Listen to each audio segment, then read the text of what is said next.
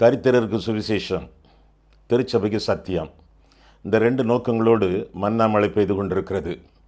சங்கீத புஸ்தகத்திலிருந்து இந்நாட்களிலே நாம் செய்திகளை படித்து தியானித்து வருகிறோம். இந்த செய்திகள் மகிமை டிவியிலே வெளியிடப்படுகின்றன. இந்த சங்கீத செய்திகள் எல்லாமே தொகுப்பாக யூடியூபில் காணப்படும். ஏதாவது ஒரு சங்கீதத்தை நீங்கள் விட்டுவிட்டால் யூடியூபில் நீங்கள் போய் பார்த்து அந்த சங்கீதத்தின் அறிவுரைகளை நீங்கள் கற்றுக்கொள்ளலாம். இந்த செய்திகளை கேட்ட பிறகு உங்களுடைய ஆலோசனைகள், ஜெப குறிப்புகள் இவற்றையெல்லாம் நீங்கள் எங்களுக்கு தெரியப்படுத்துவீர்கள் என்றால் உங்களுக்காக ஜெபிப்போம், ஆலோசனைகள் உங்களுக்கு வழங்குவோம். அது மட்டுமல்ல, வேதம் முழுவதற்கும் வேத தியான உரை எழுதியிருக்கிறோம். திருமறை தெளிவுரை என்ற தலைப்பிலே 66 புஸ்தகங்களுக்கும் விளக்க உரை எழுதியிருக்கிறோம். வேண்டியவர்கள் நீங்கள் எங்களுடைய முகவரியிலே டெலிஃபோனிலே தொடர்பு கொண்டு நீங்கள் அவற்றை பெற்றுக்கொள்ளலாம். 8 வால்யூமில் 8 பாகங்களாக வேதம் முழுவதற்கு விளக்க உரை கொடுக்கப்பட்டிருக்கிறது. அவற்றை நீங்கள் பெற்று ஆசீர்வாதமாக இருக்கவும், உங்களுடைய ஒரு குடும்ப பொக்கிஷமாக அவற்றை கருதவும் உங்களை கேட்டுக்கொள்கிறேன். தொடர்ந்து இந்த செய்திகளை பாருங்கள். இந்த செய்திகளை, இந்த டிவி சேனலை மற்றவர்களுக்கு நீங்கள் அறிமுகப்படுத்துங்கள். ஆண்டவர் உங்களை ஆசீர்வதிப்பாராக. ஆமேன். மன்னா மழையில் நனைய மறுபடியும் உங்களை மனமகிழ்ச்சியுடன் வரவேற்கிறேன். சங்கீத புஸ்தகத்திலிருந்து நாட்களிலே செய்திகளை நாம் படித்து தியானித்து வருகிறோம். இன்றைய நாளிலே 72ஆம் சங்கீதம். உங்களுடைய கையிலே உங்களுடைய வேதாகமத்தை வைத்திருங்கள். குறிப்பு புத்தகம், பேனா எல்லாம் வைத்துக்கொள்ளுங்கள். நற்செய்திகள் உங்களை நோக்கி வரும் பொழுது நீங்கள் குறிப்புகளை எடுத்துக்கொண்டு அந்த குறிப்புகள் மூலமாக மற்றவர்களுக்கு நீங்கள் ஆசீர்வாதமாக இருப்பது நலம். 72ஆம் சங்கீதம் அடைப்புக்குறிகளை பார்க்கும் பொழுது சாலமோனை பற்றிய சங்கீதம் என்று எழுதியிருக்கிறது. சாலமோனை பற்றி எழுதிய சங்கீதம். இது சாலமோன் எழுதிய சங்கீதம் அல்ல, அவனை பற்றிய சங்கீதம். தாவீது எழுதின சங்கீதம் என்று சொல்லி கடைசி வசனத்தை பார்க்கும் பொழுது நாம் கண்டுபிடிக்கலாம். ஈசாயின் புத்திரனாகிய தாவீதின் விண்ணப்பங்கள் முடிந்தது என்று சொல்லி 20ஆம் வசனத்திலே நாம் வாசிக்கிறோம். சாலமோனை பற்றிய சங்கீதம், தாவீது எழுதின சங்கீதங்கள் முடிவடைந்தன என்று சொல்லி தொகுப்பாளர் இங்கே சொல்வதாக நாம் வேதத்திலே வாசிக்கிறோம். ஏற்கனவே சில மாதங்களுக்கு முன்பாக நான் அறிவித்தபடி சங்கீத புத்தகத்தில் 150 சங்கீதங்கள், அவை 5 பிரிவுகளாக பிரிக்கப்பட்டிருக்கின்றன.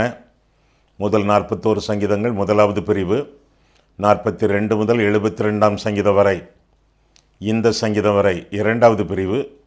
எனவே தான் முடிந்தது என்று சொல்லி அந்த 20ஆம் வசனத்திலே நாம் வாசிக்கிறோம். 73ஆம் சங்கீதம் முதல் 89ஆம் சங்கீதம் வரை 3வது பிரிவு, 90ஆம் சங்கீதம் முதல் 106ஆம் சங்கீதம் வரை 4வது பிரிவு, 107ஆம் சங்கீதம் முதல் 150வது சங்கீதம் வரை 5வது பிரிவு, கடைசி பிரிவு. 72ஆம் சங்கீதம் சாலமோனை பற்றிய சங்கீதம். இது 2வது பகுதி. சங்கீத தொகுப்பிலே முடிவடையக்கூடிய சங்கீதம் என்று சொல்லி இந்த சங்கீதத்தை குறித்து நாம் பார்க்கிறோம். 19ஆம் 20ஆம் சங்கீதங்கள் இந்த சங்கீதத்திலே ஒத்த சங்கீதங்களாக விளங்கக்கூடிய அளவிலே சில வசனங்கள் வருகின்றன. 2ஆம் வசனமும் இந்த 72ஆம் சங்கீதமும் ராஜரீக சங்கீதங்கள் என்று அழைக்கப்படுகின்றன. சாலமோனிலும் பெரியவர் கர்த்தர் என்று சொல்லி வேதத்தில் வாசிக்கிறோம். இந்த சங்கீதத்தை நான் வாசிக்கும் பொழுது சாலமோனிலும் பெரியவராகி ஆண்டவராக இயேசு கிறிஸ்துவின் தன்மையை குறித்தும் இந்த சங்கீதத்திலே நாம் பார்க்கிறோம். ஐசக் வாட்சன் என்ற கவிஞர் இந்த சங்கீதத்தின் அடிப்படையிலே ஒரு பாடலை அவர் எழுதியிருக்கிறார். அந்த அளவுக்கு இந்த சங்கீதம் ஒரு பேராதாரமும் பேரறிவும் கொண்ட ஒரு சங்கீதம், ஆவிக்குரிய ஜீவித்திற்கும் அனுகூலமான ஒரு சங்கீதம் என்று சொல்லி இந்த சங்கீதத்தை குறித்து பார்க்கலாம். தெய்வம் பெரியவர், அவர் ராஜாதி ராஜா. சாலமோன் ராஜா, நாமெல்லாம் ராஜாக்களா? ராஜரீக ஆசாரிய கூட்டம் என்று சொல்லி நம்மை குறித்தும் 1 பேதுரு 2ஆம் அதிகாரம் 9ஆம் வசனத்திலே நாம் பார்க்கிறோம். நம்மை ராஜாக்களாக, ஆசாரியர்களாக கர்த்தர் தம்முடைய இரத்தத்தினாலே மாற்றினார் என்று சொல்லி வெளிப்படுத்தின விசேஷம் 1ஆம் அதிகாரம் 5ஆம் வசனத்திலே நாம் வாசிக்கிறோம். ஆண்டவர் நம்முடைய ராஜாவாக இருப்பதினாலே நமக்கு கிடைக்கக்கூடிய ஆசீர்வாதங்கள் என்ன என்பதை குறித்து இந்த சங்கீதம் நமக்கு அறிவிக்கிறது. 3 முக்கியமான காரியங்களை உங்களுக்கு நான் சொல்ல விரும்புகிறேன்.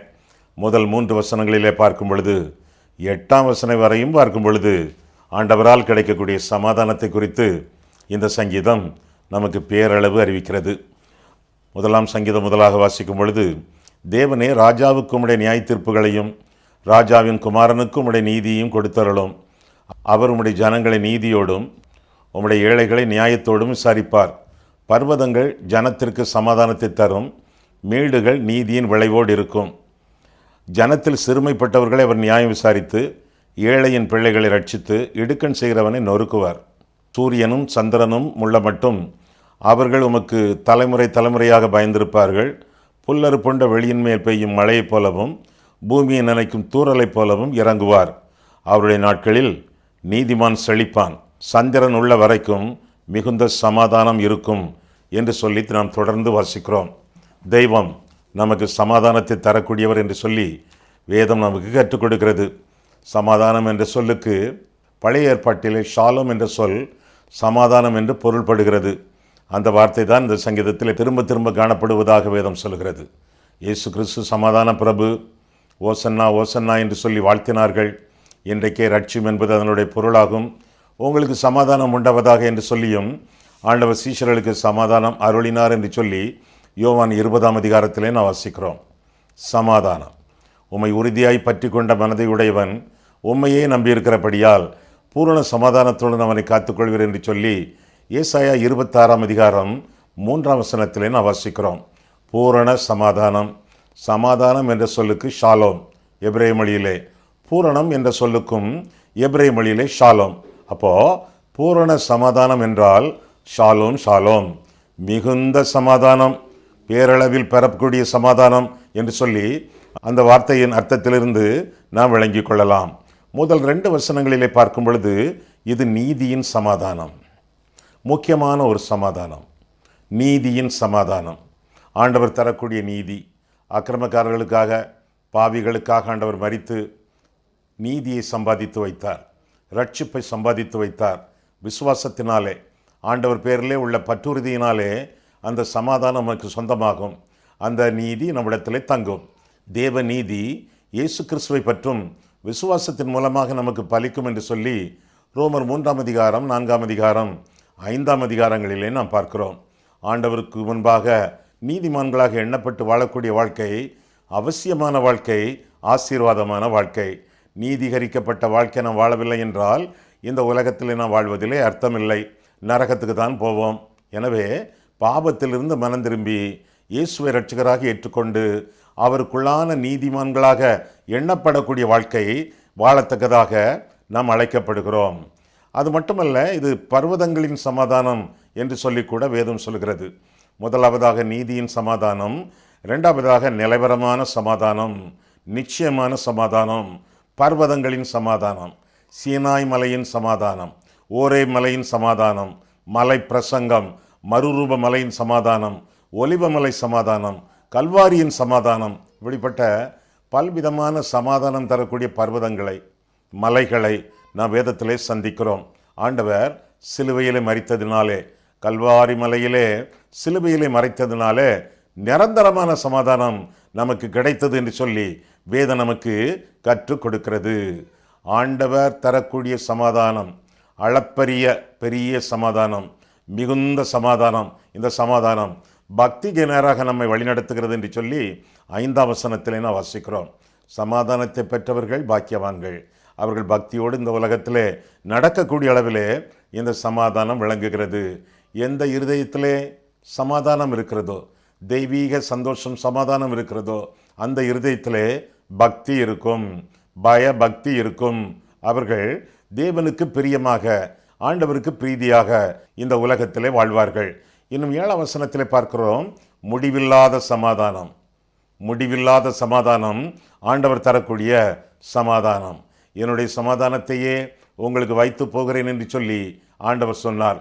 சீஷர்களெல்லாம் அரைக்கதவை பூட்டி கொண்டு அங்கலாய்த்து கொண்டிருக்கும் பொழுது, யோவான் 20, ஆண்டவர் அவர்களுக்கு முன்பாக வந்து உங்களுக்கு சமாதானம் என்று சொன்னார்.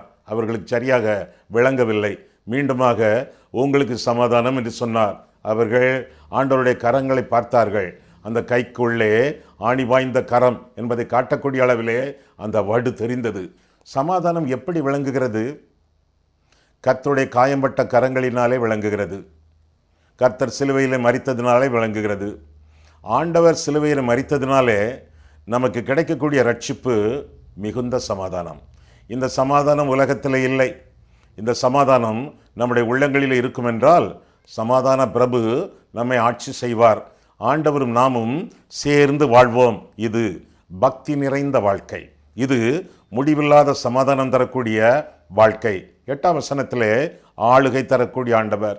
ஆண்டவர் ஆளுகை செய்கிறவர். அவருடைய ஆளுகையினாலே நமக்கு சமாதானம். ஆண்டவர் சமாதான பிரபு என்று சொல்லி வேதத்திலே வர்ணிக்கப்படுவதாக ஏசாயா 9ஆம் அதிகாரம் 6ஆம் வசனத்திலே வாசிக்கிறோம். அவர் சமாதான பிரபுவாக, சமாதான ராஜாவாக நம்முடைய வாழ்க்கையில் விளங்கும் பொழுது அவருடைய ஆளுகை நம்மிடத்தில் தங்கும். மிகுந்த சமாதானம் நம்முடைய இருதயத்திலே பொங்கும். ஆமாம், ஆண்டவருடைய ஆளுகையை பெறுவது என்றால் என்ன அர்த்தம்? இயேசுவானவரை இருதயத்தில் இரட்சகராக ஏற்றுக்கொள்கிறோம். இயேசு நமக்குள்ளே. வேதத்தில் ஒரு வசனம் சொல்லுகிறது, உங்களுக்கு தெரிந்த வசனம், நாம் இயேசுவுக்குள்ளே. இயேசு நமக்குள்ளே, நாம் இயேசுவுக்குள்ளே. இயேசு நமக்குள்ளே வருவது எளிது. ஆண்டவரை இரட்சகராக ஏற்றுக்கொள்ளும் பொழுது ஆண்டவர் நம்முடைய இருதயத்திலே தங்கி தாபரிக்கிறார். ஆனால் அந்த குறிப்பிட்ட வசனம் சொல்லுகிறது, 2 கொரிந்தியர் 5ஆம் அதிகாரம் 17ஆம் வசனத்திலே, ஒருவன் கிறிஸ்துவுக்குள் இருந்தால் புது சிருஷ்டியாயிருக்கிறான், பழையவைகள் ஒழிந்து போயின, எல்லாம் புதிதாயின. ஒருவனுக்குள்ளே இயேசு வருவது எளிது. அந்த ஒருவன் இயேசுவுக்குள்ளே வாழ்வது வித்தியாசமான அனுபவம். இயேசு எனக்குள்ளே வரும் பொழுது ரட்சிப்பு, நான் இயேசுவுக்குள்ளே வரும் பொழுது ஆளுகை. ஆண்டவருடைய ஆளுகையை ஏற்றுக்கொள்கிறோம். அவர் இரட்சகராக மட்டுமல்ல, ஆண்டவராக இருக்க வேண்டும் என்றால் அவருடைய ஆளுகை நம்முடைய இருதயத்திலே தங்க வேண்டும். நம்முடைய இருதயத்தின் எல்லா பகுதிகளையும், நம்முடைய வாழ்க்கையின் எல்லா நிலைமைகளையும் ஆண்டவர் ஒருவரே ஆண்டு வழி நடத்தத்தக்கதாக நம்முடைய எல்லா பகுதிகளையும், இருதயத்தின் பகுதிகள், வாழ்க்கையின் பகுதிகள், சரீரத்தின் அங்கங்கள் எல்லாவற்றையும் ஆண்டவருடைய ஆளுகைக்கு ஒப்பு கொடுத்து அவருடைய சித்தத்தின்படி வாழ வேண்டியது, அவருடைய சித்தப்படி ஜீவிக்க வேண்டியது நம்முடைய கடமை என்று சொல்லி வேதத்திலே வாசிக்கிறோம். இப்பேற்பட்ட உன்னத சமாதானம் நம்முடைய உள்ளங்களிலே விளங்கும் பொழுது 4ஆம் சங்கீதம் 8ஆம் வசனத்திலே பார்க்கிறோம், அப்பேற்பட்ட ஆட்களுக்கு நல்ல நித்திரை உண்டு என்று சொல்லி வேதம் கற்றுக் கொடுக்கிறது. சமாதானத்தை தந்தருளும் ஆண்டவர். அவருக்குள்ளான சமாதானத்தை பெற்றுக்கொள்ள விசுவாசிகள், தமக்கு பிரியமான அவர்களுக்கு தெய்வம் நித்திரை அளிக்கிறார். அது மட்டுமல்ல, இந்த 72ஆம் சங்கீதத்திலே 3ஆம் வசனத்திலே பார்க்கும் பொழுது, 147ஆம் சங்கீதம் 14ஆம் வசனத்திலே பார்க்கும் பொழுது, செழுமையை, செழிப்பான வாழ்க்கையை ஆண்டவர் கட்டளையிடுகிறார்.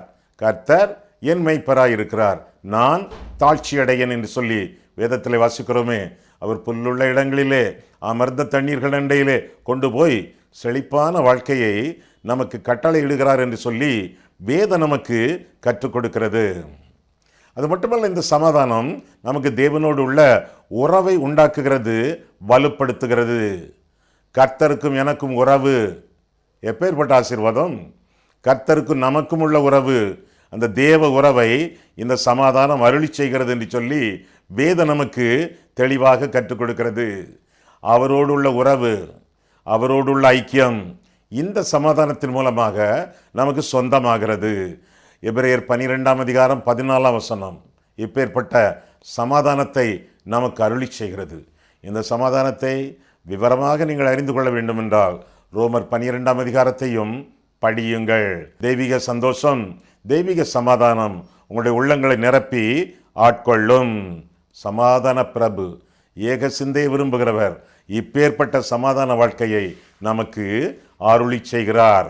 ஆக முதலாவது வார்த்தை சமாதானம், 2வது வார்த்தை சந்தானம். சந்தானம் என்று சொல்லி 9ஆம் வசனத்திலிருந்து 17ஆம் வசனம் வரை பார்க்கிறோம். சமாதானம் அருளி செய்யும் ஆண்டவர் நமக்கு சந்தானத்தை தந்து அந்த சந்தானத்தை விருத்தி பண்ணுகிறார். சந்தானம்னா என்ன அர்த்தம்? நம்முடைய வீட்டார், நம்முடைய பரம்பரை, நம்முடைய உற்றார் உறவினர், இவர்களையெல்லாம் ஆண்டவர் ஆசீர்வதிக்கிறார் என்று சொல்லி வேதம் நமக்கு கற்றுக் கொடுக்கிறது. 9ஆம் வசனம் முதல் பாருங்கள். வனாந்தரத்தார் அவருக்கு முன்பாக குனிந்து வணங்குவார்கள், அவருடைய சத்துருக்கள் மண்ணை நக்குவார்கள். தர்ஷீஷின் ராஜாக்களும் தீவுகளின் ராஜாக்களும் காணிக்கைகளை கொண்டு வருவார்கள். ஷேபாவிலும் சேபாவிலும் உள்ள ராஜாக்கள் வெகுமானங்களை கொண்டு வருவார்கள். சகல ராஜாக்களும் அவரை பணிந்து கொள்வார்கள், சகல ஜாதிகளும் அவரை சேவிப்பார்கள் என்று சொல்லி தொடர்ந்து நாம் வாசிக்கும் பொழுது 14ஆம் வசனம், அவர்கள் ஆத்துமாக்களை வஞ்சகத்திற்கும் கொடுமைக்கும் தப்புவிப்பார். அவருடைய ரத்தம் அவருடைய பார்வைக்கு அருமையாயிருக்கும் என்று சொல்லி நாம் தொடர்ந்து வாசிக்கிறோம். தொடர்ந்து ஆசீர்வதிக்கப்படக்கூடிய ஒரு வாழ்க்கை. 17ஆம் வசனம், அவருடைய நாமம் என்றென்றைக்கும் இருக்கும், சூரியன் உள்ள மட்டும் அவருடைய நாமம் சந்தான பரம்பரையாய் நிலைக்கும். மனுஷர் அவருக்குள் ஆசீர்வதிக்கப்படுவார்கள், எல்லா ஜாதிகளும் அவரை பாக்கியமுள்ளவர் என்று வாழ்த்துவார்கள் என்று சொல்லி தொடர்ந்து வாசிக்கிறோம். முதலாவதாக சமாதானம், இரண்டாவதாக சந்தானம். சந்தானம்னா பரம்பரை, உற்றார் உறவினர், பெற்றோர், நண்பர்கள், நம்மை சூழ இருக்கிறவர்கள், நம்மோடு வாழ்கிறவர்கள், இவர்களை எல்லாம் ஆண்டவர் ஆசீர்வதிக்கிறார். நம்முடைய சந்ததியை ஆசீர்வதிக்கிறார். அவர்களிடத்திலே ஆண்டவரை பற்றும் வழிபாடு உண்டு, வணக்கம் உண்டு, ஆராதனை உண்டு. அவர்கள் வெகுமானங்களை, காணிக்கைகளை கர்த்தருடைய சமூகத்திலே கொண்டு வந்து படைப்பார்கள் என்று சொல்லி 9, 10 வசனங்களிலே பார்க்கிறோம். 11 வசனத்திலே அவர்கள் எவர்கள்? நீதிமான்களுடைய சந்ததியினர். அவர்கள் கர்த்தரை சேவிப்பார்கள், ஆராதனை செய்வார்கள், அவர்களுக்கு ஊழியம் ஆராதனை செய்வார்கள், அடுத்தவர்களுக்கு ஆண்டவருடைய நாமத்தினாலே ஊழியங்கள் செய்வார்கள். 12, 13 வசனங்களை பார்க்கும் பொழுது அவர்கள் ரட்சிக்கப்பட்டவர்கள் மற்றவர்களுக்கு அந்த ரட்சிப்பை சொல்லிக் கொடுப்பார்கள், வழங்குவார்கள். 14 வசனத்திலே அவர்களுக்கு விடுதலை உண்டு, மெய்யான விடுதலை உண்டு. அது மட்டுமல்ல, ஆண்டவருடைய ஆளுகையிலே அவர்கள் வாழுவார்கள் என்று 15 வசனமும் அறிவிக்கிறது. இப்படியாக சந்தான பரம்பரை கர்த்தருடைய கிருபையினாலே ஆசீர்வதிக்கப்படுவதாக நாம் வேதத்திலே வாசிக்கிறோம். ஆமா, நம்முடைய குடும்பம் எப்படி இருக்கிறது? நம்முடைய பிள்ளைகள் எப்படி இருக்கிறார்கள்? பேர பிள்ளைகள் எப்படி இருக்கிறார்கள்? அவர்களெல்லாம் கர்த்தருடைய சந்தான பரம்பரையாக ஆசீர்வதிக்கப்பட்டிருக்கிறார்களா? நிலையான சந்தோஷத்தோடு நிம்மதியோடு வாழ்ந்து கொண்டிருக்கிறார்களா? எந்த குடும்பத்திலாவது தாறுமாறுகள், தகராறுகள் மிகுந்து காணப்படுகின்றனவா? மனைவி எப்படி இருக்கிறாள்? கணவன் எப்படி இருக்கிறார்? பிள்ளைகள் எப்படி இருக்கிறார்கள்? இன்றைக்கு அநேக பிள்ளைகள் மன தடுமாற்றத்தோடு அலைவதற்கு காரணம் மனம் திரும்பாத பெற்றோர். பெற்றோர் மனம் திரும்பும் பொழுது பிள்ளைகள் ஆசீர்வதிக்கப்படுகின்றன. விசுவாசியால் அவனுடைய மனைவி பரிசுத்தமாக்கப்படுகிறாள், விசுவாசியான மனைவியால் புருஷன் பரிசுத்தமாக்கப்படுகிறான், பிள்ளைகளும் பரிசுத்தமாகின்றன என்று சொல்லி 1 கொரிந்தியர் 7ஆம் அதிகாரம் 14ஆம் வசனம் முதலாக நாம் பார்க்கிறோம். வேறானது சுத்தமாக இருந்தால் கிளைகள் சுத்தமாக இருக்கும். விசுவாச வீட்டாரே, உங்கள் வீடு எப்படி இருக்கிறது? தனிப்பட்ட அளவில் ஆண்டவர் மனிதர்களை சந்திக்கும் பொழுது உன் பாவங்கள் உனக்கு மன்னிக்கப்பட்டன, உன் விசுவாசம் உன்னை ரட்சித்தது என்று சொல்லி தனிப்பட்ட அளவிலே அவர்களை சந்தித்து ரட்சிப்பையும் பாவ மன்னிப்பையும் அவர் வழங்கி சென்றார். ஆனால் சகேவின் வாழ்க்கையிலே அவர் வரும் பொழுது காட்டத்தி மரத்தில் ஏறி நின்று கர்த்தர் எப்படிப்பட்டவரோ என்று சொல்லி வழிமேல் விழி வைத்து அவன் காத்து கொண்டிருக்கும் பொழுது ஆண்டவரனை பார்த்து, உன் விசுவாசம் உன்னை ரட்சித்தது, சமாதானத்தோடு போ என்று சொல்லவில்லை. உன் பாவங்கள் உனக்கு மன்னிக்கப்பட்டது, சந்தோஷத்தோடு போ என்று சொல்லவில்லை. அவனை பார்த்து ஆண்டவர் சொன்னார், சகேவே, நீ சீக்கிரமாய் இறங்கி வா, இன்றைக்கு உன் வீட்டிலே நான் தங்க வேண்டும், உன் வீட்டிலே நான் தங்க வேண்டும் என்று சொல்லி கர்த்தர் சொல்லுகிறார். பண ஆசை பிடித்த மனுஷன் சகேயு, அங்கே எங்கே ஓடிக்கொண்டிருக்கக்கூடிய சகேயு, காசேதான் கடவுளடா என்று சொல்லி வாழ்ந்த சகேயு இன்று சொந்த ஊரில் இருப்பான், நாளைக்கு இன்னொரு பட்டணத்தில் இருப்பான், திரும்ப சிங்கப்பூருக்கு ஓடுவான், பின்னால் துபாய்க்கு பறப்பான், இப்படி சுற்றி கொண்டே இருப்பான். எங்கெங்கெல்லாம் பணம் கிடைக்கிறதோ அங்கெங்கெல்லாம் பறப்பான். சகேயுவே, உன் வீட்டிலே தங்க வேண்டும். பண ஆசை, பொருளாசை கொள்ளுகிறவர்களுடைய வீடுகள் சீரழிகின்றன, பிள்ளைகள் சீரழிகின்றன, மனைவி தாறுமாறு. பணத்திற்காக ஓடாதிருங்கள். 2 பொருட்கள் உண்டு, ஒன்றை சேவியுங்கள், இன்னொன்றை தவிர்த்து விடுங்கள். ஒன்று பரம்பொருள், இன்னொன்று பறந்து செல்லும் பொருள். பறந்து செல்லும் பொருள் மேல் உன் கண்களை பறக்க விடுவானேன் என்று சொல்லி வேதம் சொல்கிறது. ஒன்று பரம்பொருள், தெய்வம், அவரை சேவியுங்கள், அவரை நாடுங்கள், அவரை வழிபடுங்கள், அவருக்கு உங்களுடைய வாழ்க்கையை ஒப்புக்கொடுங்கள். பறந்து செல்லும் பொருள், இல்லாமற் போகும் பொருள், அதன் மேல் உங்கள் கண்களை பறக்க விட வேண்டாம். கர்த்தர் பெரியவர், எல்லாம் இயேசுவே என்று சொல்லி ஆண்டவருக்கு மகிமையாக நாம் ஜீவிக்க வேண்டியது நம்முடைய கடமை என்று சொல்லி வேதம் நமக்கு கற்றுக் கொடுக்கிறது. ஆக முதலாவதாக சமாதானம், இரண்டாவதாக சந்தானம், மூன்றாவதாக ஸ்தோத்திரம் என்று சொல்லி இந்த சங்கீதம் முடிகிறது. 15ஆம் வசனம் முதல் இறுதி வரை நாம் பார்க்கும் பொழுது 15ஆம் வசனம் முதல் இறுதி வரை நாம் காண்கையிலே ஸ்தோத்திர வாழ்க்கை குறித்து, துதியின் வாழ்க்கை குறித்து நாம் பார்க்கிறோம். 15ஆம் வசனம் பாருங்கள். 72ஆம் சங்கீதம். அவர் பிழைத்திருப்பார், ஷேபாவின் பொன் அவருக்கு கொடுக்கப்படும், அவர் நிமித்தம் இடைவிடாமல் ஜெபம் பண்ணப்படும், என்னாலும் ஸ்தோத்தரிக்கப்படுவார் என்று சொல்லி ஸ்தோத்திரத்தின் எத்தனங்களை, காரணிகளை தொடர்ந்து இந்த சங்கீதம் நமக்கு அறிவிக்கிறது. முதலாவதாக சமாதானம், இரண்டாவதாக சந்தானம், மூன்றாவதாக ஸ்தோத்திரம். கர்த்தருக்கு துதி செலுத்தி வாழக்கூடிய வாழ்க்கை கர்த்தருடைய பிள்ளைகளுடைய வாழ்க்கையாக இருக்க வேண்டும். என்றென்றைக்கும் அவருக்கு ஸ்தோத்திரம் என்று சொல்லி 15ஆம் வசனம் சொல்கிறது. நம்முடைய கையின் கிரியைகள், ஆண்டவருக்கு செலுத்த வேண்டிய காணிக்கைகள், அவற்றின் மூலமாக ஆண்டவருக்கு ஸ்தோத்திரம். நம்முடைய இருதயத்தின் ஜபங்கள், இருதயத்தின் மூலமாக ஏறெடுக்கப்படக்கூடிய விண்ணப்பங்கள், அவற்றின் மூலமாக கர்த்தருக்கு ஸ்தோத்திரம். அது மட்டுமல்ல, எல்லா வேளையும் எல்லா காலத்திலும் ஆண்டவருக்கு துதி செலுத்துவது. இந்த உலகத்தில் நாம் உயிரோடு இருப்பதே பெரிய காரியம் அல்லவா, பெரிய அற்புதம் அல்லவா? கர்த்தரை நான் எக்காலத்திலும் ஸ்தோத்திரிப்பேன், அவருடைய துதி எப்போதும் என் வாயிலே இருக்கும் என்று சங்கீதக்காரன் சொல்லுவது போல என்றென்றைக்கும் ஸ்தோத்திரம், எல்லாவற்றிலும் ஸ்தோத்திரம். 1 தெசலோனிக்கேயர் 5ஆம் அதிகாரம் 18ஆம் வசனத்தை நாம் பார்க்கும் பொழுது, எல்லாவற்றிலும் அவருக்கு ஸ்தோத்திரம் செலுத்துங்கள், அப்படி செய்வதே உங்களை குறித்து தேவனுடைய சித்தமாயிருக்கிறது என்று சொல்லி வேதம் கற்றுக் கொடுக்கிறது. எல்லா காலத்திலும் ஸ்தோத்திரம், எல்லா காரியங்களிலும் ஸ்தோத்திரம். ஸ்தோத்திர பலியிடுகிறவன் என்னை மகிமைப்படுத்துகிறான் என்று சொல்லி ஆண்டவர் சொல்கிறாரே. எப்பொழுதும் ஆண்டவருக்கு உங்களுடைய வாழ்க்கையிலே நிலையான மகிமையை கொண்டு தரத்தக்கதாக ஸ்தோத்திர வாழ்க்கை உங்களுடைய வாழ்க்கையாக விளங்க வேண்டும். என்றென்றைக்கும் ஸ்தோத்திரம் மட்டுமல்ல, 17ஆம் வசனத்திலே நிலையான ஸ்தோத்திரம், 17ஆம் வசனத்தில் மீண்டும் ஆண்டவரை ஆசீர்வதிக்கும் ஸ்தோத்திரம், 18ஆம் வசனத்திலே அவருடைய அதிசயங்களை செய்யக்கூடிய கிருபைக்காக அவருக்கு ஸ்தோத்திரம், 19ஆம் வசனத்திலே அவருக்கு செலுத்த வேண்டிய, அவருக்கு அளிக்க வேண்டிய மகிமை பொருந்திய ஸ்தோத்திரம். அதே 19ஆம் வசனத்திலே வாழ்த்தப்படக்கூடிய ஸ்தோத்திரம். ஆண்டவர் நம்மை வாழ வைக்கிறார், அவரை வாழ்த்தி ஸ்தோத்திரம் செலுத்த வேண்டியது நம்முடைய கடமை என்று சொல்லி வேதத்திலே வாசிக்கிறோம். இன்னும் இந்த சங்கீதத்திலே ஆண்டவரை துதிப்பதற்கு, ஆண்டவருக்கு ஸ்தோத்திரம் செலுத்துவதற்கு உரிய சில அரிய காரணங்களை இந்த சங்கீதம் நமக்கு கற்றுக் கொடுக்கிறது. எவையெல்லாம்? 12ஆம் வசனத்திலே ஆண்டவர் நம்மை விடுவிக்கக்கூடியவர், பாவத்திலிருந்து, பலவீனத்திலிருந்து, பகைவரிடமிருந்து விடுவிக்கிறவர், விடுவிக்கும் ஆண்டவர், விடுதலை தரக்கூடியவர், அதனாலே அவருக்கு ஸ்தோத்திரம். 13ஆம் வசனத்திலே நம்மை ரட்சிக்கிறவர், நம்மை ரட்சித்து அவர் வழிநடத்துவதனாலே அவருக்கு ஸ்தோத்திரம். 14ஆம் வசனத்திலே நம்மை தப்புவிக்கிறவர், அதற்காக ஸ்தோத்திரம். எக்கச்சக்கமான ஒரு சிக்கலிலே நாம் சிக்குண்டு கிடக்கும் பொழுது இனி எனக்கு விடுதலை இல்லை, எனக்கு விமோசனம் இல்லை என்று சொல்லி நம்பிக்கை, விசுவாசம் எல்லாம் இழந்த சூழ்நிலையிலும் நம்மை விடுவிக்கிறாரே, நம்மை தப்புவிக்கிறாரே. நம்முடைய விசுவாசத்திற்கு மிஞ்சி, நம்முடைய விண்ணப்பத்திற்கு மிஞ்சி, நம்முடைய விருப்பத்திற்கு மிஞ்சி ஆண்டவர் நம்மை தப்புவிக்கிறாரே. அவர் நம்மை தப்புவிக்கக்கூடிய தப்புவிப்புக்காக ஆண்டவருக்கு ஸ்தோத்திரம் செலுத்த வேண்டும்.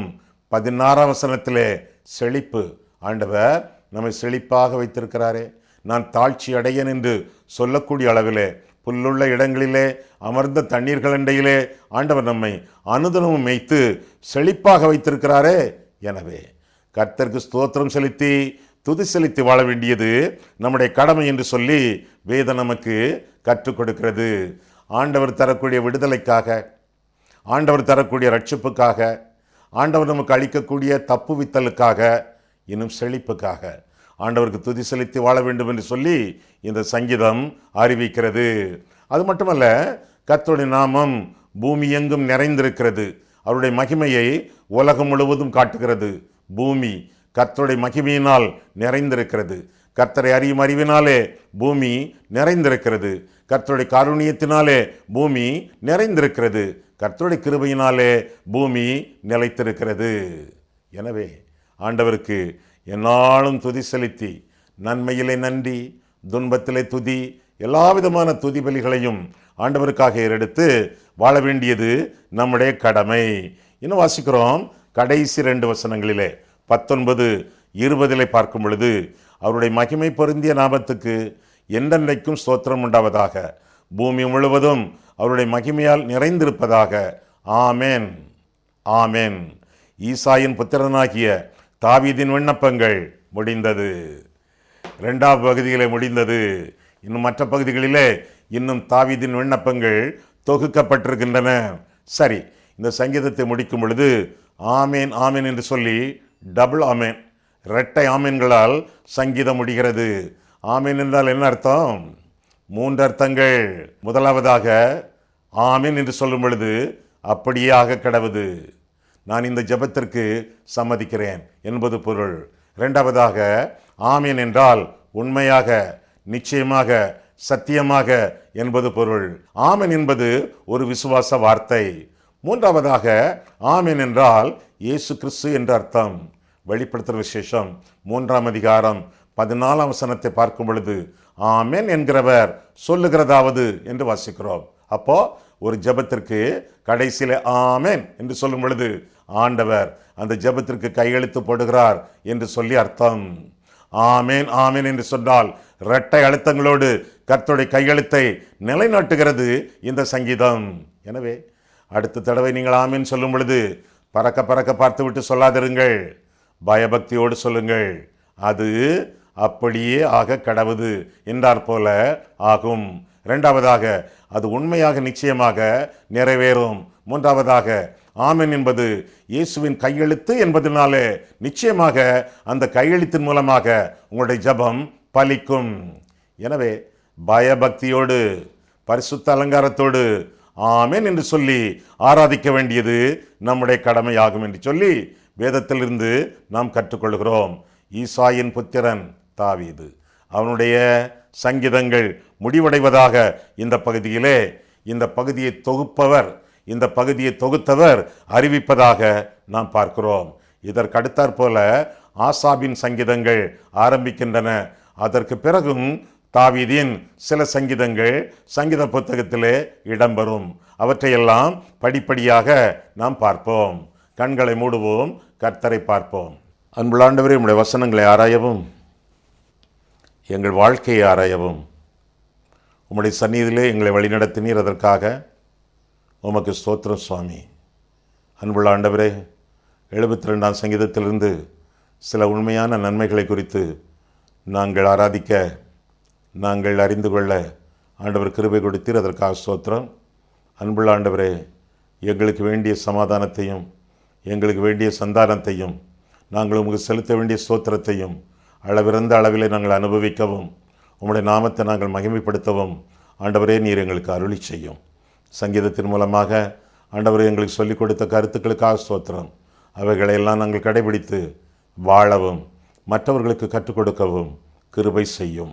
இயேசு கிறிஸ்துவின் நாமத்தில் ஜெபிக்கிறோம் பிதாவே, ஆமேன்.